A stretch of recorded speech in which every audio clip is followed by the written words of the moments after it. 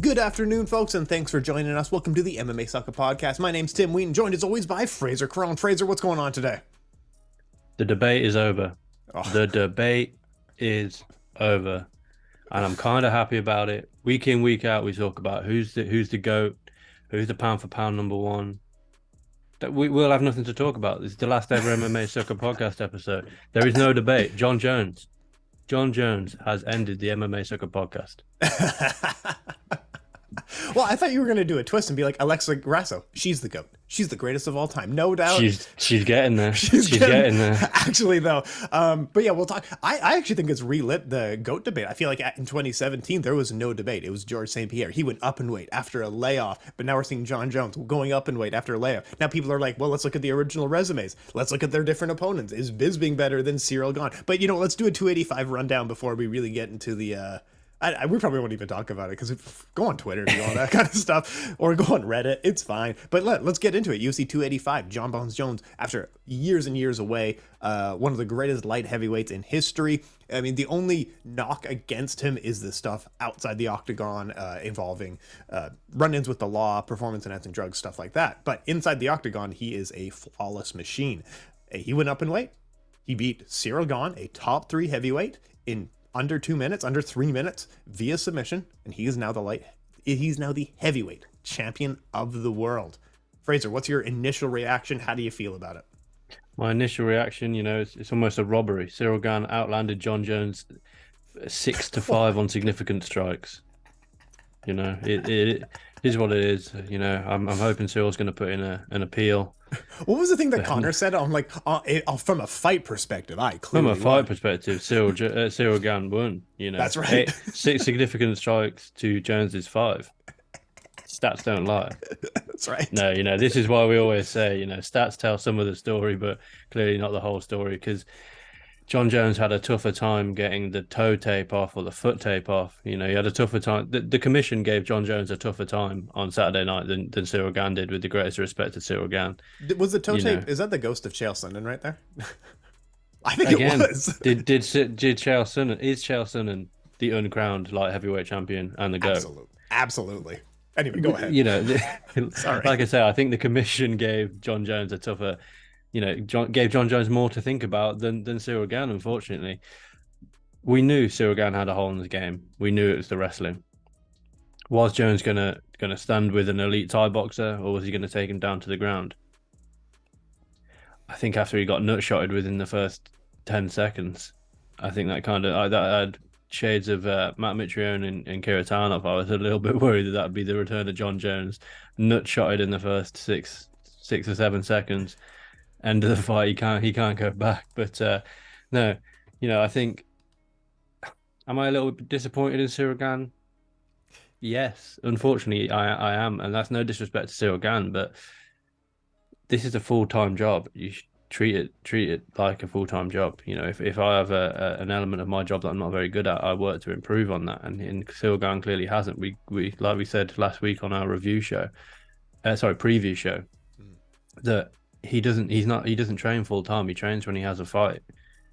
Unfortunately, that's not good enough, and it showed tonight. I don't think you could have put 3 Ciryl Ganes in there tonight, and I think last night, and I think Jon Jones would have just gone through them all. I think he was a man on the mission, and a flawless performance. He could legitimately get jumped straight in there today with another. So could Ciryl Gane. None of them took any damage. Gane got choked out within 2 minutes and 4 seconds. It's disappointing for me because I've still got questions about Jon Jones as a heavyweight. I have no questions about Jon Jones as the GOAT, because you can't, his resume speaks for itself. 3 years off the back of 3 pretty flat performances, and comes in there, blasts Ciryl Gane out there in just a little over 2 minutes. But I've still got questions about Jon Jones at heavyweight, which I'm glad about in a way. I didn't want him to, dominate Ciryl Gane for 2 rounds in the striking, and then another round in the wrestling, and then finish him in the third.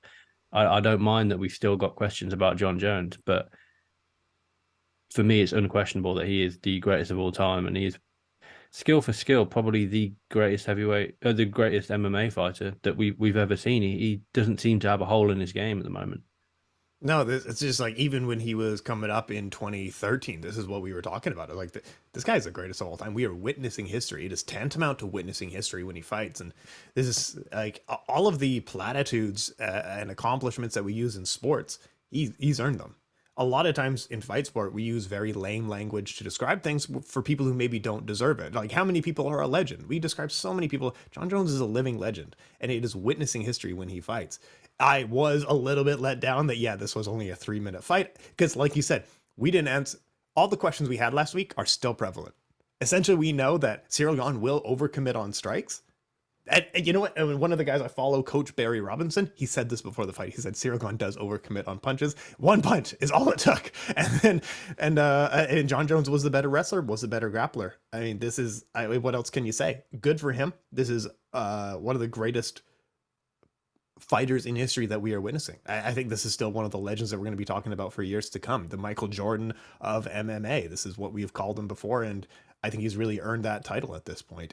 How much like future losses really affect this, I don't know. But yeah, as of right now, like history is, I think history, we're seeing the narrative already change on like where he was even 2 years ago when he was getting arrested at the Hall of Fame. Narratives change so fast, and I think history will look kindly on Jon Jones.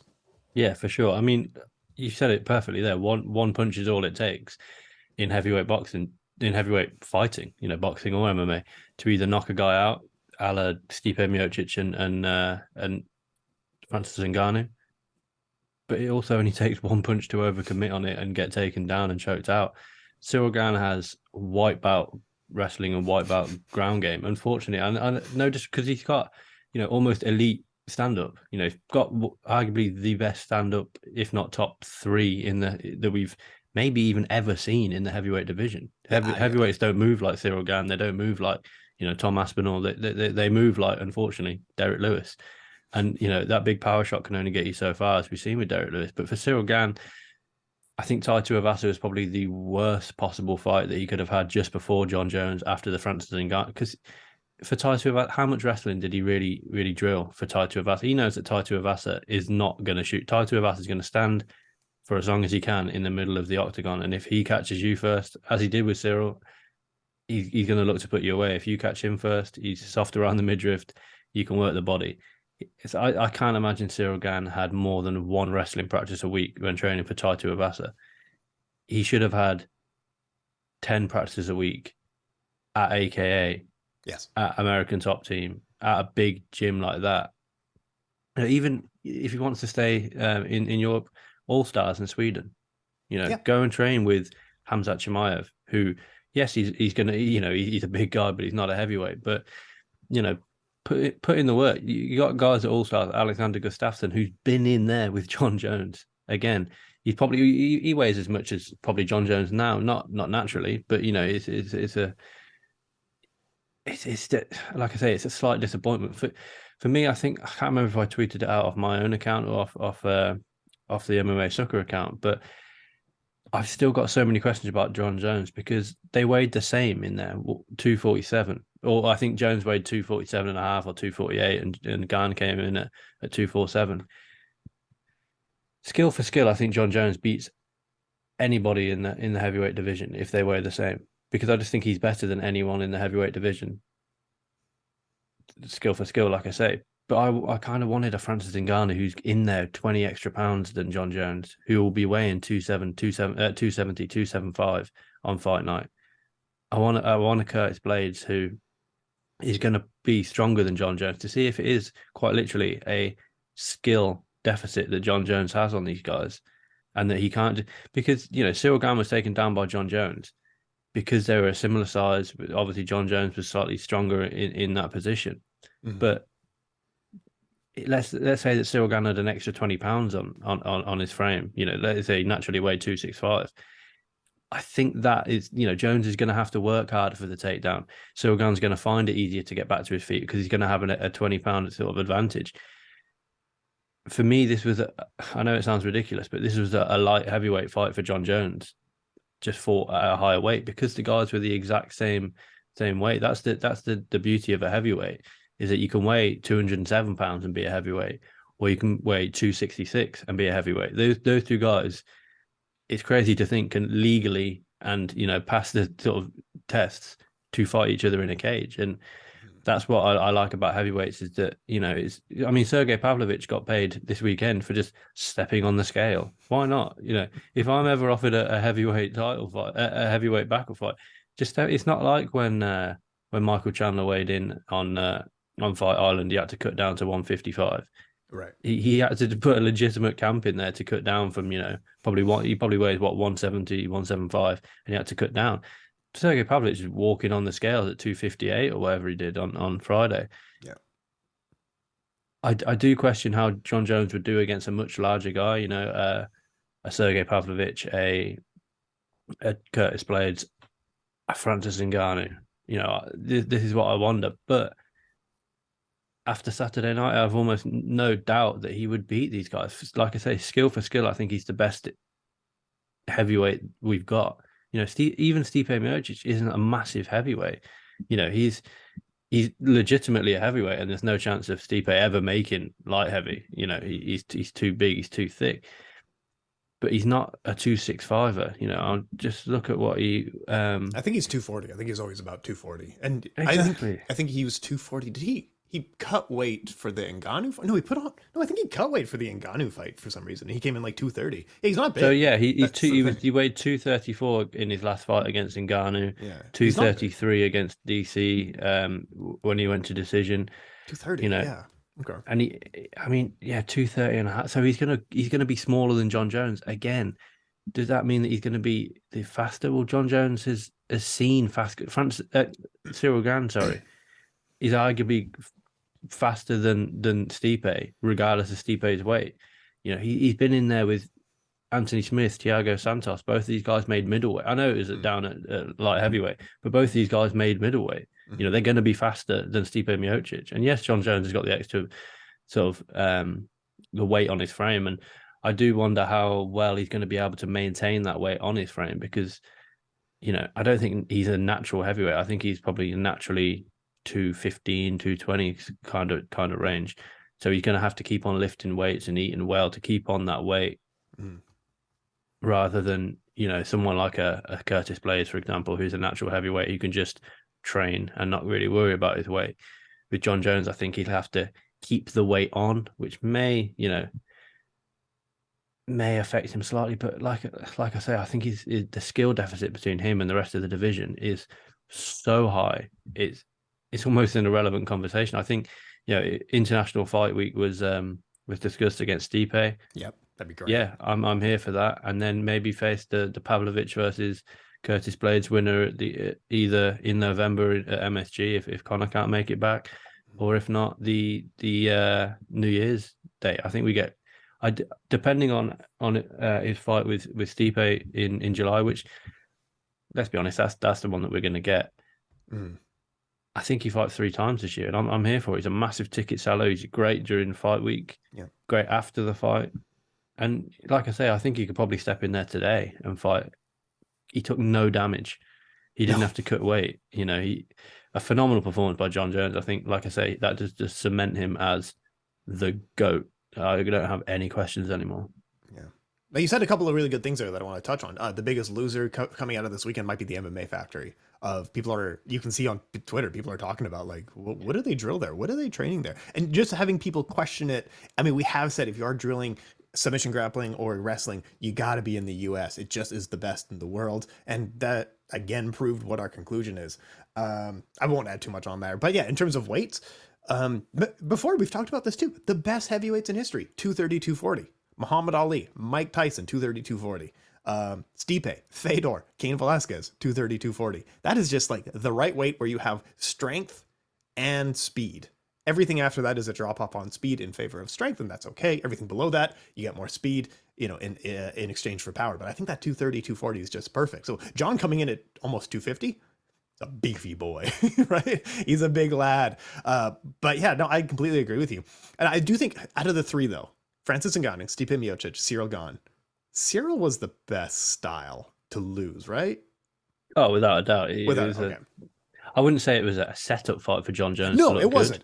It wasn't, but because Ciryl does have that stand-up game, but he doesn't have the knockout power of Francis Ngannou, and he doesn't have the well-rounded game of Stipe Miocic. Yeah. He doesn't have the wrestling of a Curtis Blades. He doesn't have the well-rounded game of a Sergey Pavlovich. Yeah. On paper, it was a competitive matchup. You know, he's the number one contender. Yep. He just knocked out Taito Ivasa. He went 25 hard minutes with Francis Ngannou. You know, he used to go in the distance with strikers like Volkov. He beat Rosenstruik. But like you said, out of the three, he's the easiest matchup for Jon Jones. He's got no wrestling, and we've seen that he's got no wrestling. And he it doesn't look like he's learned from the Francis Ngannou fight, where he was dominated in the wrestling game. Compare that to Francis Ngannou, who left MMA Factory. He was training, obviously, at MMA Factory. Maybe not at the time, but he was dominated, out-wrestled, and just ran over by Stipe Miocic. In the second fight, I'm not even sure if Stipe got a takedown on him, because his takedown defense was elite. And why was it elite? Because he moved over to Extreme Couture. Yeah. I'm just looking. Yeah. So Stipe in their second fight didn't get a takedown. Francis actually got a takedown. Compare that to the first fight. Stipe got 6 takedowns. Yeah. Big difference. I think that says all you need to say. And that, yes, there was 3 years in between those two fights, but stats don't lie. And Ngannou is a full-time 24/7 MMA fighter, and I don't believe that Ciryl Gane is. I believe that Ciryl Gane is a part-time MMA fighter when he has a fight. I think this loss will change him, because you could see how devastated he was and how upset he was after the fight. Yes. And I think maybe he starts doing it full time, but no one's going to think, what's his name? Coach Lopez is MMA Factory isn't gonna.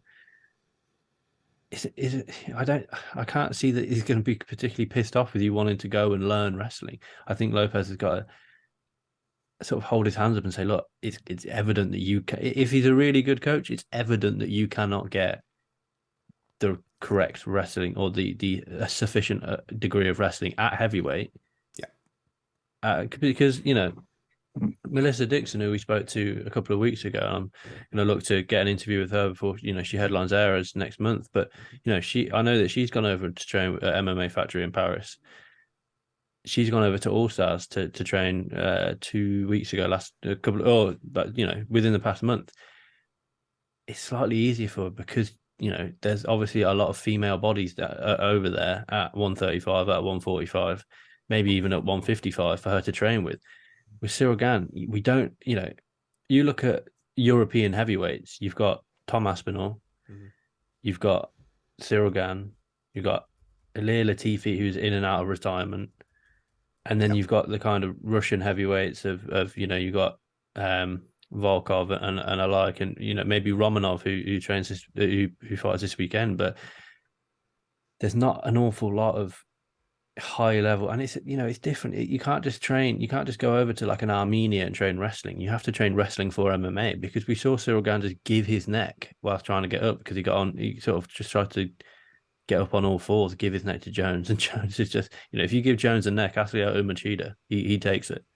Yeah, it's like I say, it's a little disappointing. There's still questions to be asked about Jon Jones, but with regards to the GOAT debate, I don't think there's any questions. And I think finally we've got Jon Jones has got that itch again to get back in there and not prove that he's the greatest of all time, because I don't think he has to prove that, but I think he's got that itch there now.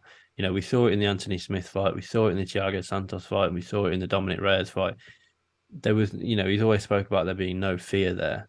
Yeah. Now, if he fights a Stipe Miocic, who is the consensus greatest heavyweight of all time, most title defenses, knocked out Cormier, dominated Francis Ngannou, a whole host of absolutely phenomenal performances on Stipe Miocic's resume. Yeah. He's really good, man. I think that fear will reignite in Jon Jones. And, I saw him talking to BT Sports' Caroline Pearce, and he said, look, I did a whole training camp for Stipe Miocic. Now I just have to go back, adapt my notes a little bit, and I'll get training for Stipe Miocic. So I think that'll be the next fight. And I think that's heavyweight Jon Jones has that, competitive fear in him now. And I think that's what we need from Jon Jones. Yeah. Who made his debut? So Jon Jones won the the world championship 2011, he was the youngest champion in UFC history in 2011. Do you know who made his debut in the UFC in 2011? Stipe Miocic. He has had an entire career. He was a contender, a champion. He's on the other side of the championship now in the same amount of time that Jon Jones remained unbeaten and a reigning champion, or a stripped or whatever champion. I mean, a disgraced champion, but essentially he never lost is the important part. But let's talk about one thing. We were debating about this on Twitter and I didn't get a lot of pushback, which means people who follow me are very intelligent people and I love that. But one of the narratives that we've heard over and over again in MMA is that we should skew GOAT talks to more recent champions because fighters are getting better over time and fighters are getting more well-rounded over time. But I think UFC 285, among a few other examples, have proven that fighters at middleweight, light heavyweight, and heavyweight are not getting more well-rounded over time.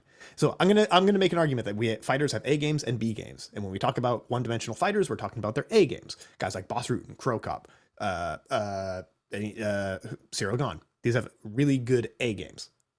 I would argue that their B games have gotten a lot worse. You got to think of like Alex Pereira.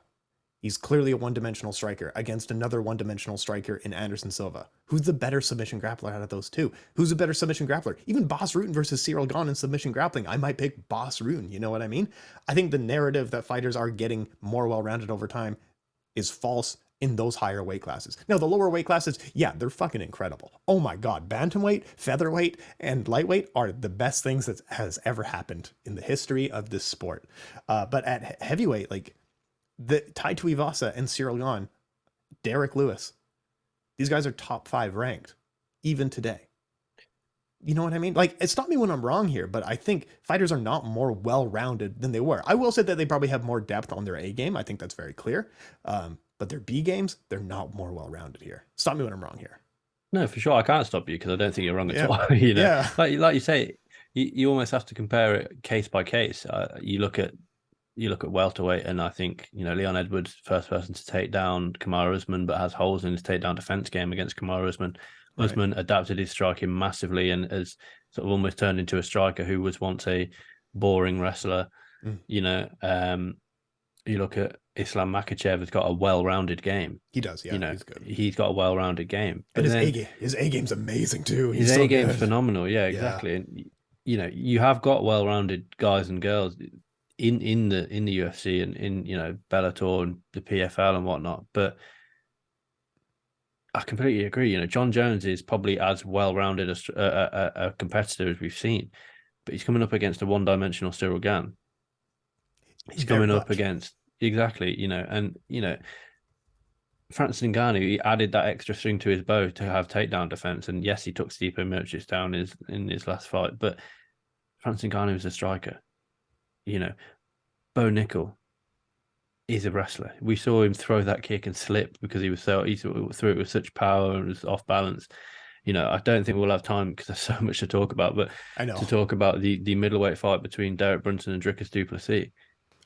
But the level of that fight, unfortunately, no disrespect to them, was poor. It was a poor fight. These are top 10s. These are, yeah. Derek Brunson was ranked number 5 in the world.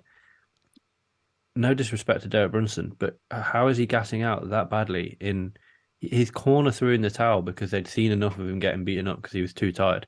He's a top 5 guy at 185. Yeah.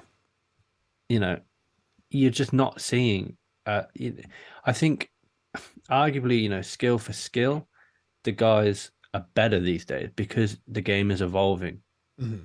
You know, you've got Jon Jones. Is he a better striker than, let's say, Fabricio Verdum, even just as far back as that? Of course, he's a better striker than Fabricio Verdum. Is he a better wrestler? Yeah, I'd say he's a better wrestler. Has he got as good a ground game? No, of course he hasn't. But you also look at the evolution of MMA, the low leg kick as a whole is coming into it even more. The metas have changed a lot over time. For sure. So it's difficult to say categorically the guys of today are better than the guys of yesterday. But as far as well-rounded games, Mateusz Gamrot, for example, you know, again, that was a very, very close fight, Mateusz Gamrot versus Jalen Turner. Jalen Turner, I was thinking when watching it, is he the hardest hitting 155er? Because every time he's hitting Mateusz Gamrot, he was Gamrot was massively affected by it.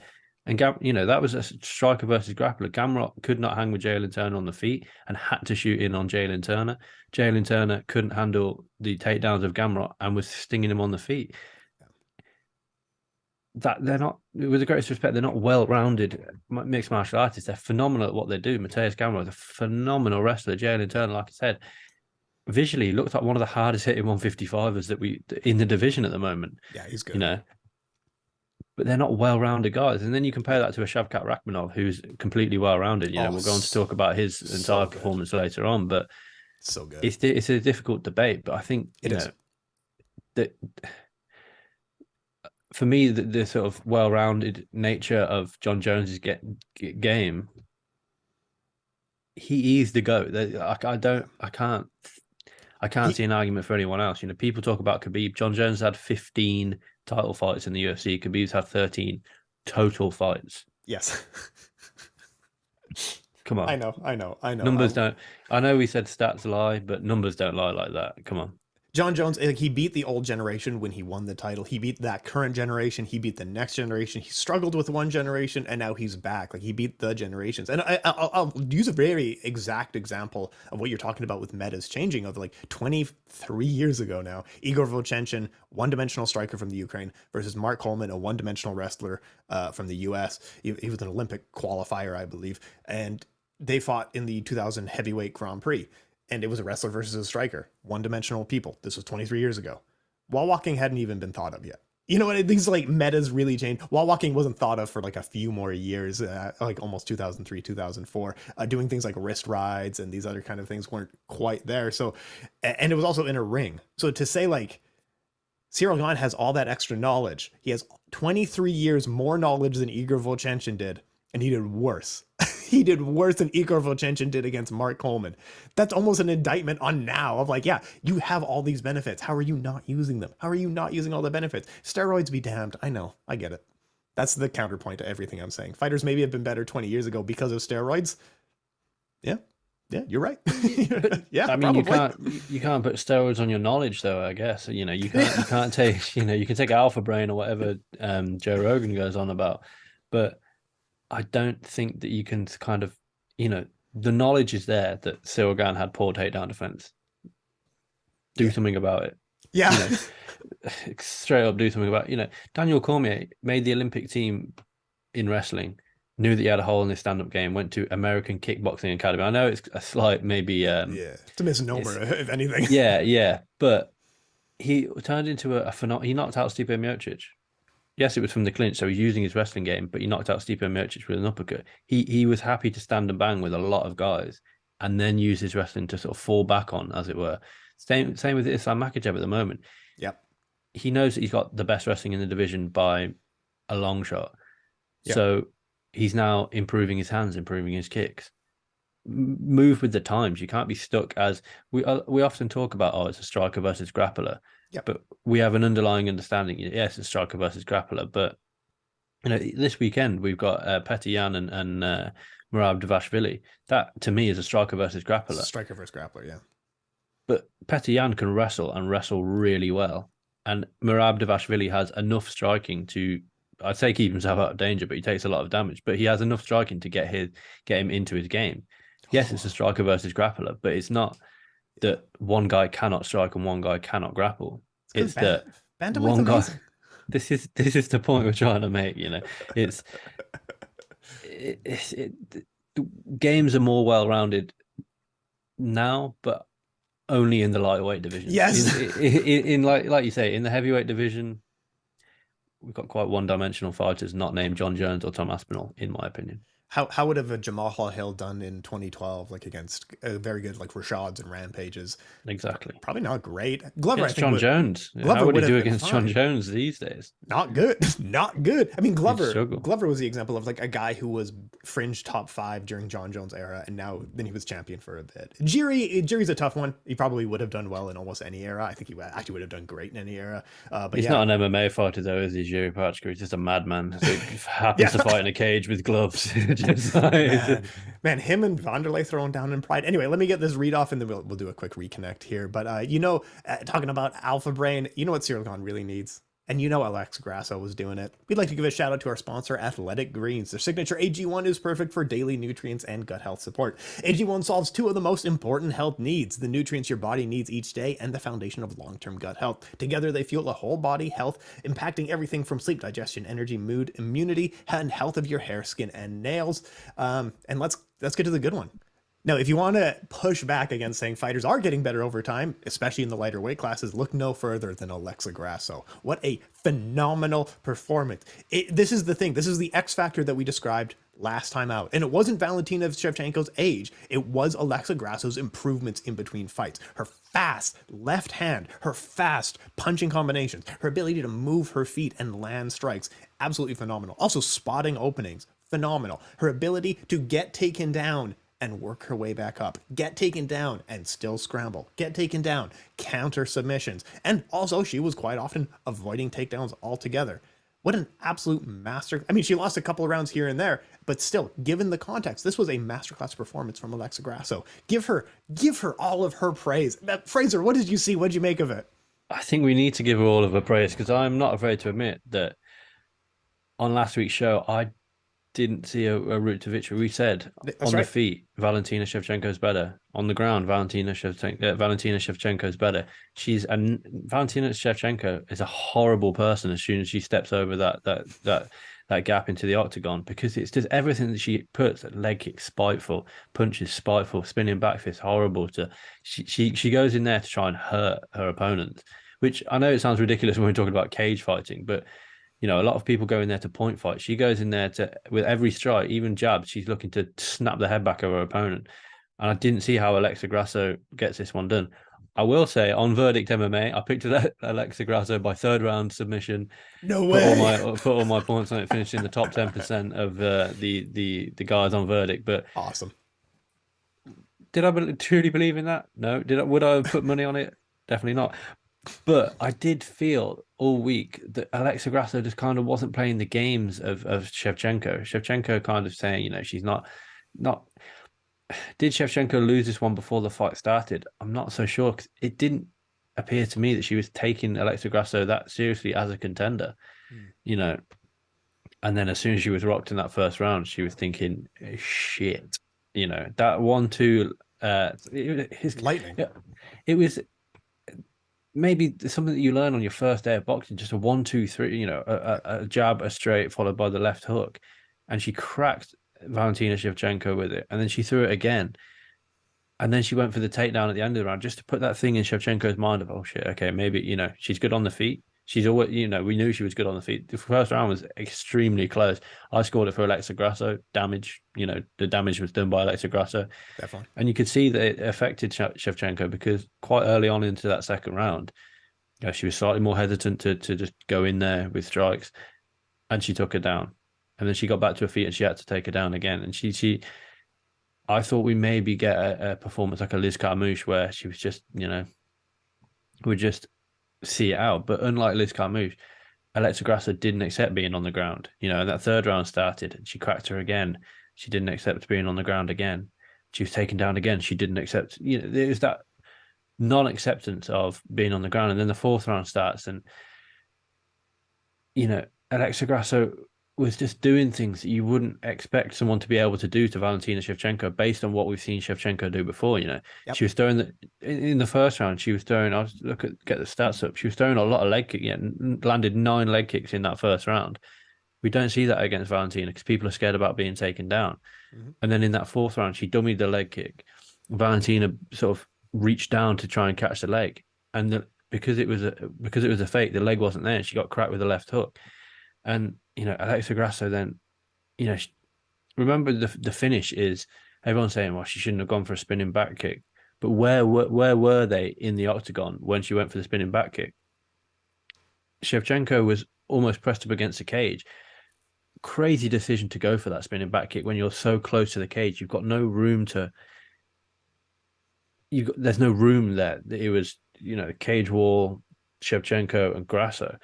That there wasn't a lot of room to throw that big spinning strike. You know, she would have, even if she would have shot and been unsuccessful with it, she would have got out of that position. But Alexa Grasso was pressuring Shevchenko up against the cage to a degree, you know, and she was out muscling her up against the cage, and then the spinning back kick comes as almost like a counter to try and get her, maintain the distance, get that distance away from Grasso. But And then unlike a Chris Weidman spinning back kick, spinning back kick is right in Valentina's game. That's a normal thing she does all the time. That's like it wasn't like a weird freak thing. She does it all the time, right? as Alexa Grasso was clearly drilling. You can clearly see, and we all know that's like you say in her game, along with the spinning sort of. I guess it's a spinning sort of strike with her hand, but she kind of brings it down. Sometimes she lands the elbow, sometimes she lands a spinning back fist. It's kind of more of a forearm strike, which obviously works. Ask Joanna Jędrzejczyk, who got knocked out by Wiley with it. But to spin when there's such a small amount of distance between you and your opponent, you have to. I think. I'm no taekwondo expert. Ask Joe Rogan about this one, but I'm pretty sure that you don't want to be hitting them at the very end of your leg, but you don't want to be hitting them when your leg's too bent up. There's no power there. It's just a distance maintainer. Throwing the knee there would have been. I know she had her back to Alexa Grasso. That's why she kind of spun and she almost 360'd, and Alexa Grasso just. She said after the fight that she was drilling it. She climbed up that back like a koala. That's so good. How many times have we seen that? I think we've only seen it once before, spinning back into a submission. Like I think it was in Dream of all places. Like it's been a minute since we've seen that. And people are comparing it to Chris Weidman. I can understand why, because that was the beginning of the end for him. But that was a ground and pound finish where I don't know. I can't remember if he made it back to his stool and then was finished in the next round, or he was just ground and pounded out from Luke Rockhold. And that was a mixture between being fatigued and obviously under Luke Rockhold, who's one of the best submission grapplers that we've seen in the middleweight division for a long time, but very well rounded as well, for sure. Exactly. And Alexa Grasso, Valentina Shevchenko didn't tap because she was fatigued. She tapped because Alexa Grasso climbed up her back, got both hooks in, and took her down to the floor within 5 to 10 seconds. I think I haven't watched the fight back. I've only watched it once, but from Valentina throwing the spinning back kick to Alexa Grasso having her arm under Valentina's neck, it can't be more than 20 seconds. She's credited with 1 minute and 5 control time, but there's no way that submission was 1 minute and 5 seconds. Mm-hmm. Because she was just so quick from spinning back kick. Right, I've drilled this. I've seen the spinning back kick. I've sort of crowded the space, so even if it lands, it's not going to land with full power. I'm climbing up the back. I've got the hooks. Hooks are in before they even hit the floor. At least one hook was in, I should say, before they even hit the floor. And I'm not sure if you've seen the image on Twitter of the squeeze Alexa Grasso. For those that haven't seen it, we'll tweet it out. It's in an article that I'm getting up later today. Valentina's face is red, obviously, because it's a heated situation. She's been doing pretty rigorous exercise, but the squeeze, it's not a rear naked choke. She wasn't under the neck. It was. I think it's gone down as a rear naked choke. Yeah, but I think it's a face. On UFC stats it says rear naked choke. So we'll see. You kind of go off what they say, but it's a face crank because the sort of strip a lot just under her nose and sort of her lips. It's white. With the blood has been kind of drained out of her face because of the squeeze of Alexa Grasso. Yeah.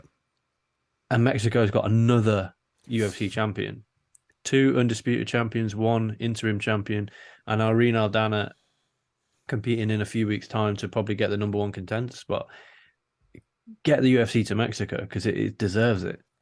It deserves it. Real Mexicans, not Cain Velasquez, who doesn't speak a lot of Spanish. Real Mexicans this time around.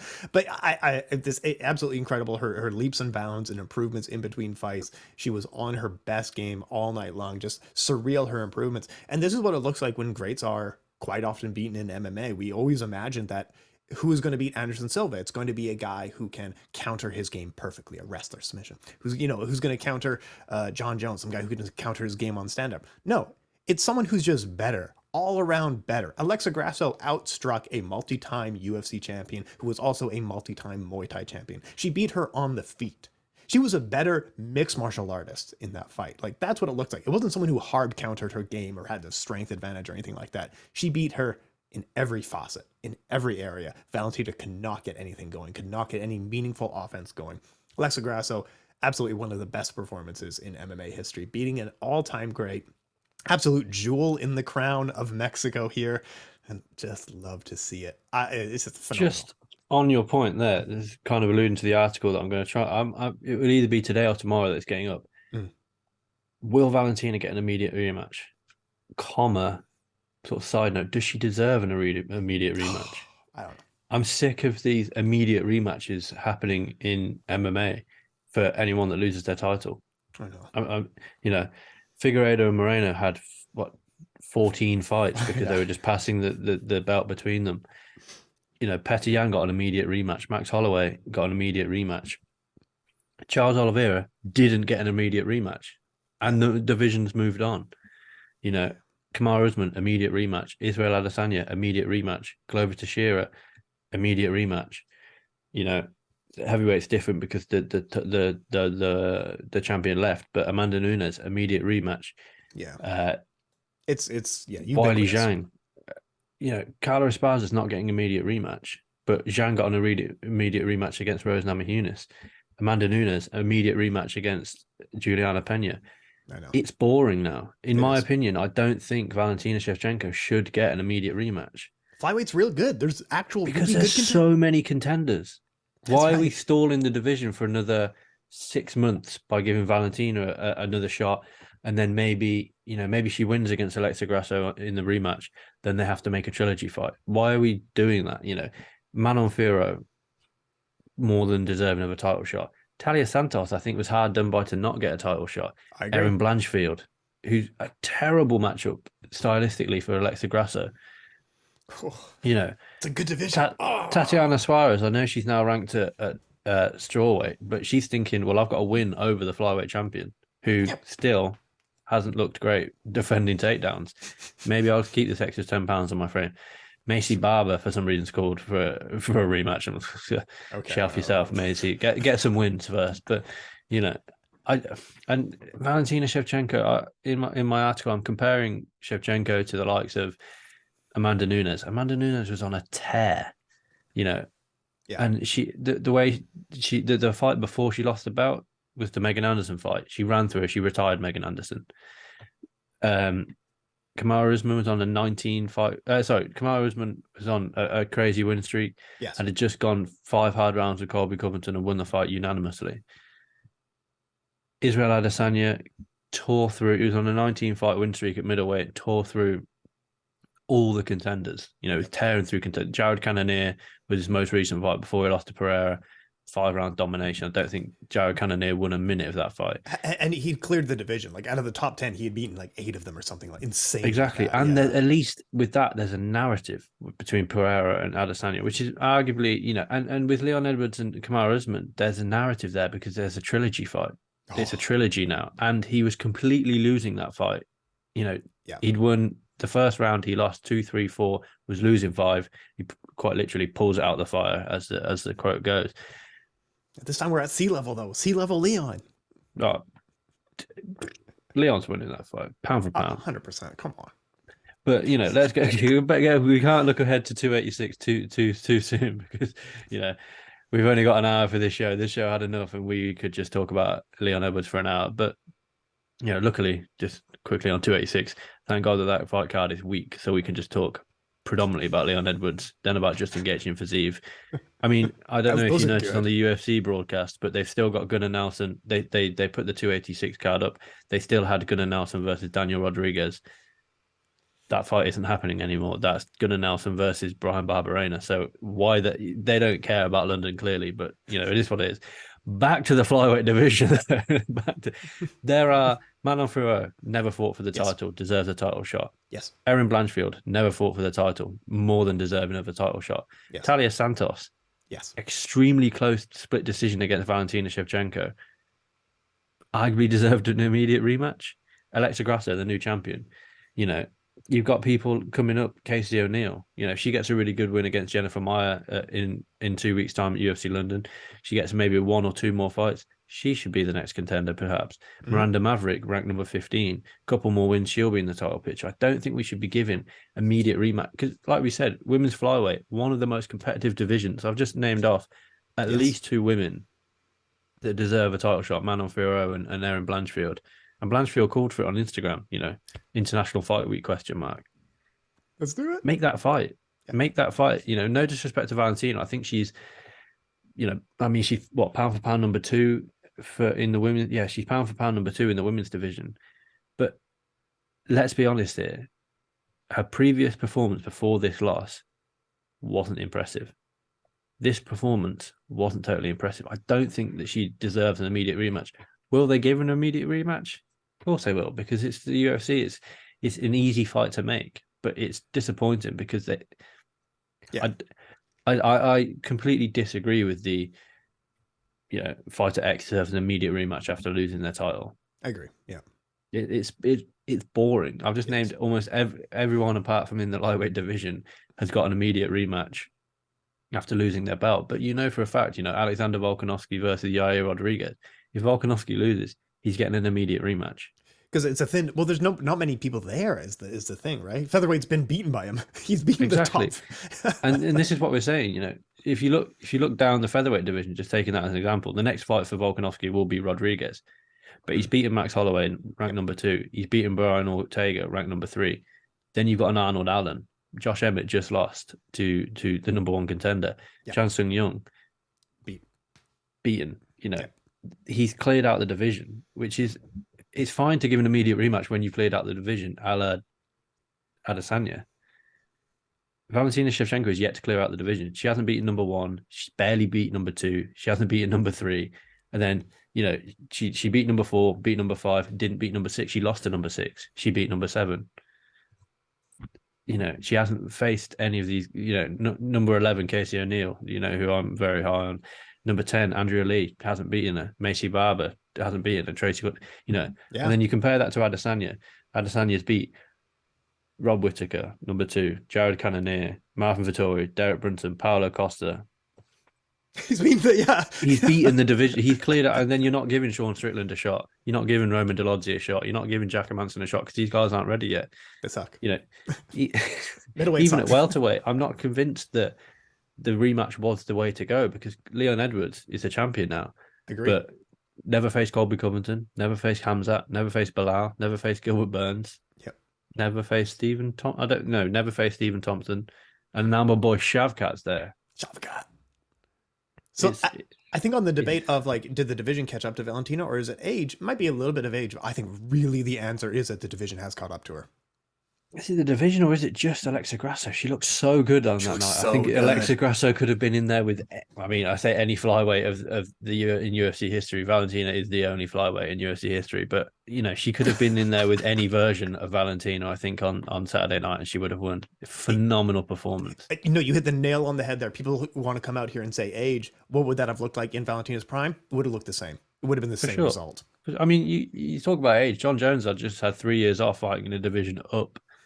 And he ran through Ciryl Gane. I know. You can't, and Valentina, all week, we haven't really seen her slow down. She struggled against Santos, but it was different against Santos. She struggled on the ground against Santos. Against Alexa Grasso, she struggled on the feet and then was submitted on the ground. Are we seeing the division, like you say, are we seeing the division catch up with her? Definitely. Quite possibly. Yeah. And no disrespect to Valentina, but it's exciting. To have one champion just, DJ's reign, as impressive as it wasn't entertaining. No, it wasn't. It was who's DJ going to beat this time. I love DJ. I love the way he fights, and I'm excited for his upcoming one championship fight. But yeah, I know. But who's DJ going to beat this time? It's not. Oh, Wilson Hayes might get, or Ray Borg might. No, DJ's going to kill this guy. How's he going to do it? Is he going to throw him up in the air and armbar him? Oh fuck! Yes, he is. That was insane. That's still one of the best. Anyway, let's move forward because we are running good amount of time there on that. But let's move forward. Shavkat, absolute war. This guy. What can't you say about him? I love him. He's a great prospect. Go ahead. I know. Oh, also article link. All the links will be down below for us. But yeah, Shavkat, go ahead there. I think this was his coming out party. I think this rear naked choke is going to go down as Jon Jones's Lyoto Machida kind of rear naked choke. You know, when he just kind of drops Lyoto and Lyoto collapses to the floor. Shavkat standing rear naked. I thought, you know, 16-0 with 16 finishes. He's going to be 17-0 with 16 finishes. That's what I thought. 4 minutes 17, final round. Standing rear naked choke, drops. You know, he put Jeff Neal to sleep. Jeff Neal, you know, yes, he was fatigued. Yes, he was hurt to the body. Yes, he was hurt to the face. But if you're tapping for a rear naked choke and then collapse to the floor, you've gone out there. Yeah, incredible. And I'm glad that we saw him tested, because I mean, Cage time matters. Cage time matters. Cage time matters. Jeff Neal is one of the hardest hitting welterweights. I think he probably hits. You know, he's got harder hands than Leon Edwards, probably harder hands than Usman, Covington, probably not Chimaev, but Bilal Muhammad, Gilbert Burns. I mean, Stephen Thompson's a different stylistic matchup, but he's got heavier hands than all of these guys. His name's Hands of Steel, for Christ's sake. Like he's got heavy hands. And Shavkat took a lot of big licks off him and still managed to walk forward. I mean, there was that after he lost his mouthpiece, didn't even realize. No, I don't care. Mouthpiece flew out. I don't give a fuck. Let's just fight. You know, it was amazing. I think Shavkat gets ranked in the top. I'd be looking at top 5 for Shavkat. Yeah. He beat Sean. He killed Sean Brady. He overtakes Jeff Neal without a doubt, because Jeff Neal's ranked number 7. I think he's better than Stephen Thompson. He's more well-rounded than Stephen Thompson. Gilbert Burns, you know, he has got a fight coming up, but he's fighting number 11. You know, Gilbert Burns didn't want any of that Shavkat smoke. A phenomenal performance. We just saw such a well-rounded game out of Shavkat. And for me, like I say, I'm glad that he took some big shots in this fight, because we know that he can be hurt. And he now knows that he needs to shore up his defense a little bit more. But we also know that he's, despite, you know, 17 fights, 17 finishes, he's overdue a knockout now, because he's submitted both Neil Magny and Jeff Neal. Mm-hmm. But, you know, like I say, he's going to be more switched on in the next fight. You know, I took some big shots from Jeff Neal. I can't take these big shots all the time. And, you know, I think his ring IQ to take those big shots and not just try and throw back straight away. He circled out. He got a little bit of distance, but then he knew Jeff Neal was, you know, he'd missed weight by 4 pounds. He knew he was going to be soft to the body. He knew he was hurting his body. Those knees in the final round. He like Valentina, in my eyes, is nasty. Shavkat. I want to see Shavkat in a main event next. I think the main event versus Stephen Thompson is probably the way they're going to go. You know, it makes a lot of sense. Stephen Thompson's a big name. He's a well-respected name. Tough style as well. Different style. Exactly. And he's a gatekeeper at the moment, Stephen Thompson. You know, he's had his title opportunities. He's lost when it's got up to the sort of the big ones. I think a Shavkat versus Stephen Thompson fight night main event is the way to go in July, August, probably. I'm here for it. I think Shavkat will be a future champion. Yeah. I do want to see him against Khamzat as well. You know, that's just 100% for what it's worth. You know, that won't happen anytime soon. I want to see him against Khamzat. You know, I want to see him tested in the takedown defense. I don't think anyone's. No one's landed a takedown on him. Takedown defense is 100%. I don't think anyone's tried, to be honest. You know, Neil Magny didn't try. Carlton Harris didn't try. Perez's tried 3 times, didn't get any. And Cowboy Oliveira tried twice and didn't get any. But, you know, if you just look, guillotine, rear naked choke, knockout, guillotine, rear naked choke. The guy is so good. And I mean, you got a standing rear naked choke for a fight that didn't hit the ground at all. Work that out. You know, phenomenal performance by Shavkat. And, you know, I could talk all day about him, but it's just I think he's moved from a prospect to a contender on Saturday night, and I'm excited about it.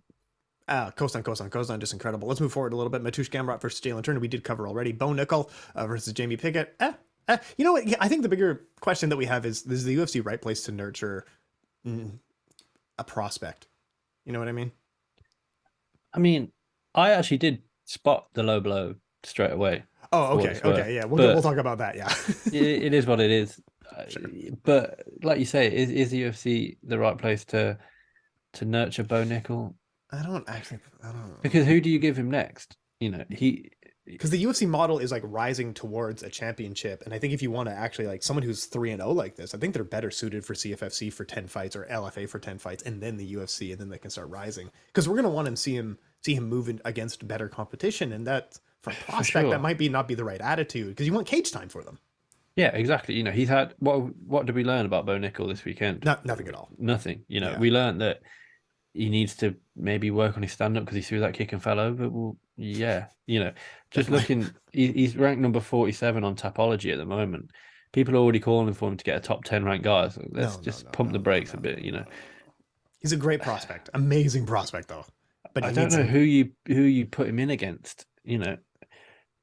Next, that's gonna really give him. Really answer some questions. I'm just looking, maybe someone like Phil Hawes, but is that too big a step up? Phil Hawes is 12 and 14, sorry. Fighting the likes of, Roman Dolodzi, Chris Curtis, Darren Wynn. It's a huge step up in competition. Massive, but then you can't take a step back with this guy because you're trying to build this guy to be a world champion is essentially what they're trying, a perfect fight would have been somebody like, a Jamie Pickett is the perfect fight. But then, what do you do with him next? I'm just looking.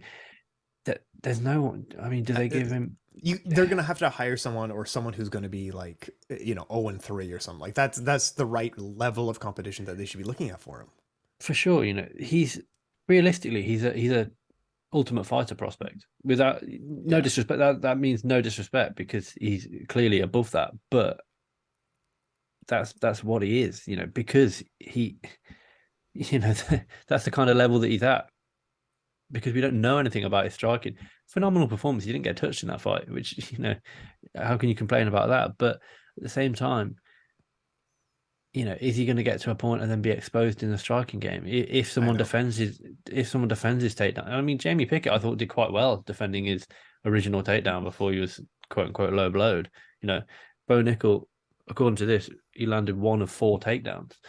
Didn't quite see all of those takedown attempts, but you could see. I think he could have got that submission far quicker than he did as well. He wasn't quite.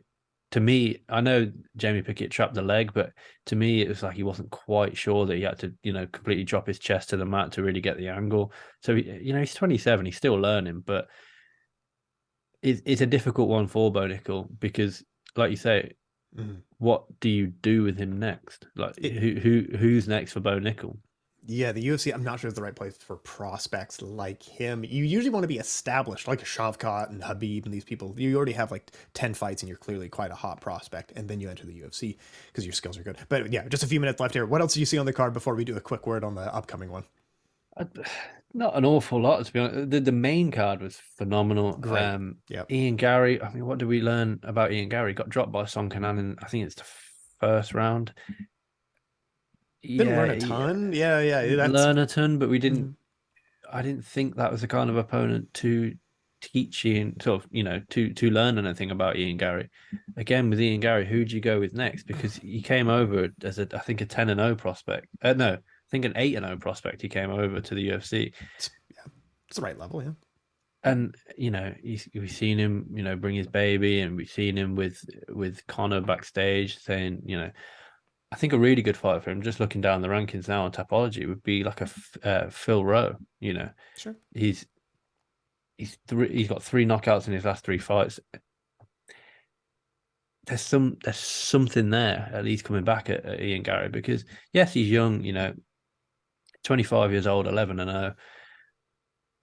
But I haven't learned anything about Ian Gary since his Cage Warriors days. He got a knockout over Jordan Wright, who had no business being in there with him.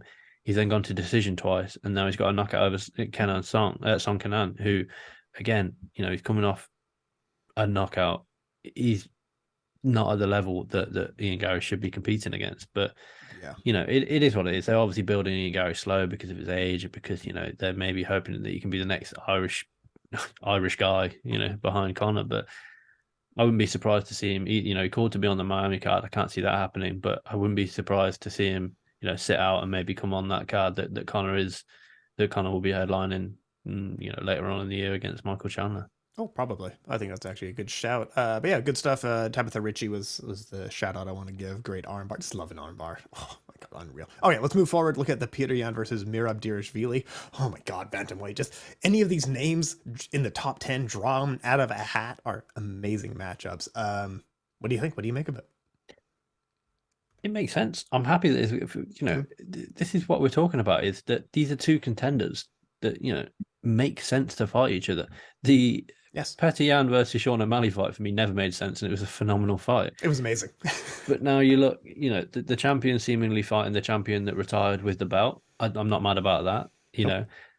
Number one contender kind of sitting out for the moment. Again, not mad about that. Fine. Number 2 is fighting number 3. Number 4 is fighting number 5. It's so good. Yes. 1,000 times yes. I'm so here for that. And even further down the card, you got Saeed Nurmagomedov fighting Jonathan Martinez. That's a step up in competition for Nurmagomedov. I'm here for it. Davey Grant fighting Rafael Assunção in bantamweight. I'm here for that because they're about the same level. You got Tony Gravely versus Victor Henry on. There's so many bantamweight fights on this card, all of which make a lot of sense.